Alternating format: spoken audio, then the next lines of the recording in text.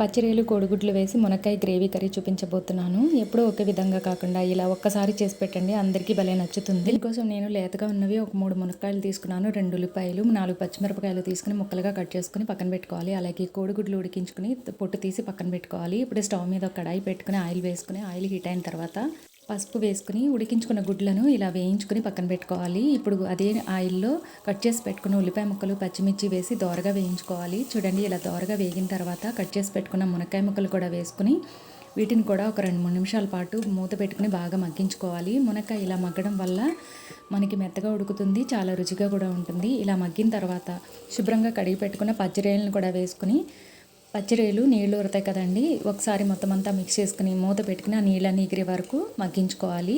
ఇవి మగ్గేలోపు మసాలా సిద్ధం చేసుకుందాము. ఒక మిక్సీ గిన్నె తీసుకుని ధనియాలు, జీలకర్ర, గసగసాలు, 2 లవంగాలు, ఇలాచి, దాల్చిన చెక్క వేసుకుని ఒక 8 వెల్లుల్లి రెప్పలు, 1 ఇంచు అల్లం ముక్క వేసుకుని మెత్తని పేస్ట్లా సరిపడా నీళ్ళు వేసుకుని పేస్ట్లా చేసుకుని పక్కన పెట్టుకోవాలి. రొయ్యల్లోంచి వచ్చిన నీరంతా ఎగిరిపోయిన తర్వాత మనం మిక్సీ పట్టుకున్న మసాలా పేస్ట్ని వేసుకుని ఒకసారి కలిపి పచ్చివాసన పోయే వరకు బాగా మగ్గించుకోవాలి. ఇలా బాగా మగ్గిన తర్వాత రుచికి సరిపడా ఉప్పు, 2 టీ స్పూన్ల కారం వేసుకుని, ముందు కారం ఉప్పు వేసే వీడియో క్లిప్ మిస్ అయిందండి, అందుకు కొంచెం వేసి చూపిస్తున్నాను. ఇలా మొత్తం అంతా కలిపి ఉప్పు కారం పట్టేలాగా ముక్కలకి కలుపుకున్న తర్వాత ఒక గ్లాస్ నీళ్లు వేసుకుని మొత్తం అంతా ఒకసారి మిక్స్ చేసుకుని, మనం ఎక్కువ నీళ్ళు వేయాల్సిన అవసరం ఉండదండి, తక్కువ నీళ్ళే వేసుకోవచ్చు, బాగా మగ్గిపోయాయి కాబట్టి. ఇప్పుడు ఉడికించుకున్న కోడిగుడ్లను కూడా వేసుకుని ఒకసారి మెల్లగా కలుపుకొని మూత పెట్టుకుని దగ్గర పడే వరకు ఉడికించుకోవాలి.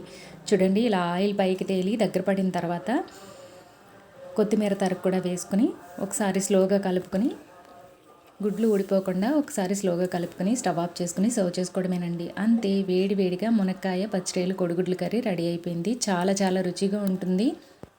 మనం మామూలుగా చేసుకునే మునక్కాయ కర్రీ కంటే ఇది రొయ్యలు వేసి వండుతాం కాబట్టి చాలా రుచిగా ఉంటుంది. నచ్చితే మీరు ఒక్కసారి ట్రై చేసి చూడండి. వీడియో నచ్చితే లైక్ చేసి ప్లీజ్ సబ్స్క్రైబ్ చేసుకోండి. Thank you.